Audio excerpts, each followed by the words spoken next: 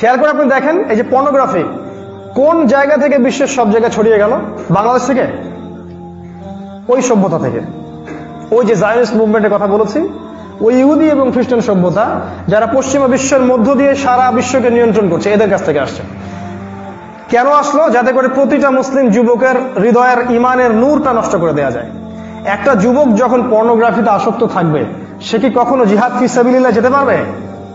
ওর মন থেকে কি তাড়না আসবে? কোনো ইমানের কোনো তেজ আসবে? আসবে না। কিন্তু ওর হৃদয়টা ডেড হার্ট, মরে গেছে। ওরা চেয়েছে প্রত্যেকটা মুসলিম যুবককে পর্নোগ্রাফি দিয়ে ধ্বংস করে দেওয়ার জন্য, তারা কিন্তু সাকসিড, দে বিকাম সাকসিড। আরো চেয়েছিল মাদক দিয়ে সারা বিশ্বের মুসলিম যুবকদের আধ্যাত্মিকত্ব নষ্ট করতে, পারে নাই? পেরেছে।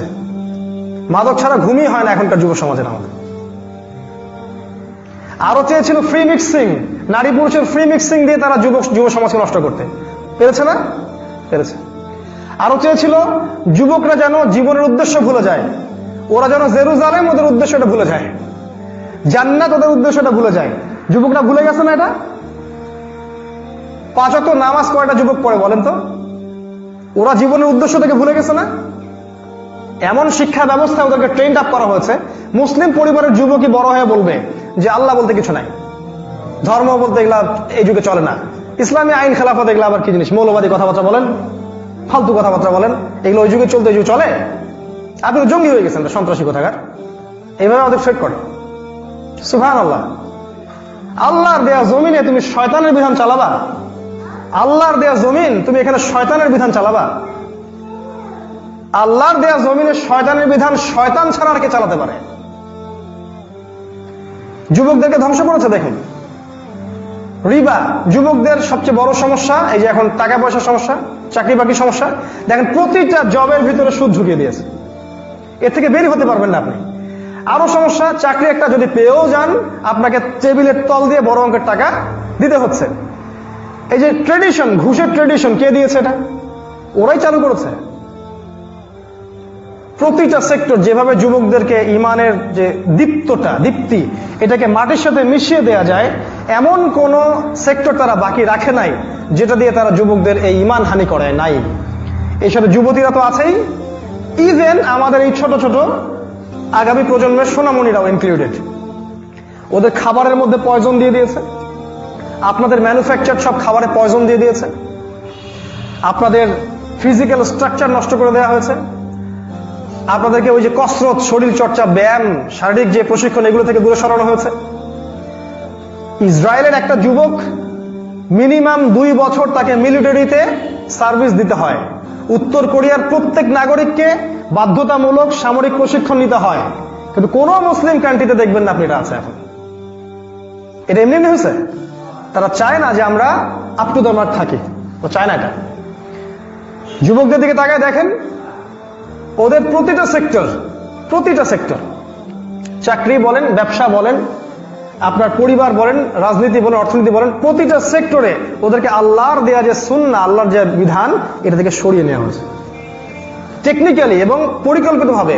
এর সাথে আছে যে স্মার্টফোনের ট্রেডিশন, ইউটিউবিং, ফেসবুকিং, এছাড়া অনলাইন সিস্টেম, অনলাইনের ফিতনাগুলা, এই সমস্ত ফিতনাগুলো দিয়ে ওদের যে ব্রেন মানে কি, একটা যুবক যে ঠান্ডা মাথায় রাত্রেবেলা শুয়ে দিন নিয়ে উম্মা নিয়ে ফিকির করবে, এই চিন্তাটা করার সুযোগ তারা নষ্ট করে দিয়েছে। আমার কথা বোঝার চেষ্টা করেন। ঠান্ডা মাথায় যে যুবক একটা ছেলে বসে উম্মাকে নিয়ে খাতা কলমে একটা হিসাব করবে, এইভাবে যদি আগাই তাহলে এরকম হতে পারে, এই ঠান্ডা মাথায় চিন্তা করার ক্ষমতা নষ্ট করে দিয়েছে। অস্থির। দেখবেন একটা লেকচার হচ্ছে 1 ঘন্টা বসতে পারবে না দার্সে। একটা লেকচার যদি যায় 10 মিনিটও শুনতে চাবে না। 2 মিনিটের lecture, fast life lane lead করতে চায়, দ্রুত সবকিছু পেতে চায়। এই যে সিস্টেমের মধ্যে নিয়ে আসা হয়েছে যান্ত্রিক জীবনের মধ্যে, এটা ওরা সম্পূর্ণ ওদের পরিকল্পিতভাবে তারা এই বিশ্বের মানুষদেরকে এই একটা সিস্টেমে নিয়ে আসছে। ওরা কিন্তু এই সিস্টেমের মধ্যে ঢোকে নাই। যারা এগুলো চালু করেছে ওরা কিন্তু এই সিস্টেমের বাইরে আছে। তারা কিন্তু ফ্রেশ খাবার খাচ্ছে, ফ্রেশ বাতাস নিচ্ছে, ফ্রেশ টেকনোলজি ইউজ করছে, ভালো ভালো অস্ত্রের মালিক তারা, গোল্ড এবং সিলভার ওরা নিয়ে নিচ্ছে, আমাদেরকে কাগজের টাকা দিচ্ছে, ওরা তেলগুলোকে জব্দ করছে, ওরা মুসলিম কান্ট্রির সমস্ত সম্পদগুলোকে নিজের কাছে করে নিচ্ছে, আমাদের মধ্যে ফাসাদ লাগিয়ে দিচ্ছে। ওরা কিন্তু এই ফিতনা থেকে বাইরে থাকছে। এদেরকে চিনতে হবে। এদের মূল দোষর হচ্ছে ইসরায়েল, এবং এর যত মিত্র রাষ্ট্র আছে সবাই এর সাথে সমানভাবে অংশগ্রহণকারী। এরাই সেই জাতি যারা আগামীতে দাজ্জালের উপাসনা করবে, মনে রাখবেন। আর দাজ্জাল থেকে আপনাকে একটা সূরা ছাড়া কিছুই বাঁচাতে পারবে না, সূরাতুল কাহফ। এই সূরাতুল কাহফ যদি আপনি A to Z ভালো করে পড়েন, আপনি বুঝতে পারবেন বর্তমান বিশ্বটা কেমন, এই যুগে কি চলছে এবং কি করতে হবে। এতটুকু শুধু বলছি, এই সূরাতুল কাহফের মধ্যেই সমস্ত রোগের প্রেসক্রিপশন দেয়া আছে। আমাদের নবীজি বলেছেন, যে ব্যক্তি সূরা কাহফ প্রত্যেক জুমার দিন তিলাওয়াত করবে, দাজ্জাল স্বয়ং বের হলেও তার কোনো ক্ষতি করতে পারবে না ইনশাআল্লাহ। কোরআন, অনলি কোরআন আপনাকে বাঁচাতে পারে। অনলি অ্যান্ড অনলি রাসূল সাল্লাল্লাহু আলাইহি ওয়াসাল্লামের সুন্নাহ আপনাকে বাঁচাতে পারে। অনলি ইসলাম, আত্মসমর্পণ আপনাকে বাঁচাতে পারে। আদারওয়াইজ আপনার কোনো অপশন নাই, কোনো অপশন নাই। আমি বলছি একটা কথা বারবার, আপনি যদি আজকে ঘরের মধ্যে ঘাপটি মেরে বসে থাকেন, তারপরেও তারা আপনাকে ধরবে এবং তারা আপনাকে শেষ করবে।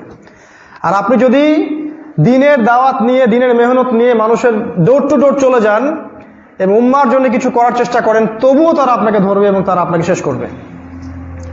কোন এন্ডটা আপনার কাছে ভালো মনে হচ্ছে? ওই ঘরের মধ্যে ঘাপটি মেরে মৃত্যু, নাকি আল্লাহ রাব্বুল আলামিনের পথে ফি সাবিলিল্লাহ শাহাদাতুল মউত? এই ডিসিশন আপনাকে নিতে হবে। আল্লাহ পাক আমাদেরকে পরিপূর্ণ মুসলিম হওয়ার তৌফিক দান করুন। একজন ব্যক্তির কাছে আল্লাহ এবং তার রাসূলের যে বিধান আসবে, অবনত চিত্তে সেটার উপর আত্মসমর্পণ করার নাম ইসলাম। যে এটাকে মানতে পারে না, হজম করতে পারে না, তার জন্য ইসলাম নয়। হয় সে ফাসেক হবে, না হলে জালেম, না হলে মুনাফিক। আল্লাহ রাব্বুল আলামিন প্রত্যেক কাফের, প্রত্যেক মুনাফিক, প্রত্যেক ফাসেক এবং জালেমকে জাহান্নামে একত্রিত করবেন ইনশাআল্লাহু আযজা ওয়া জাল্লা।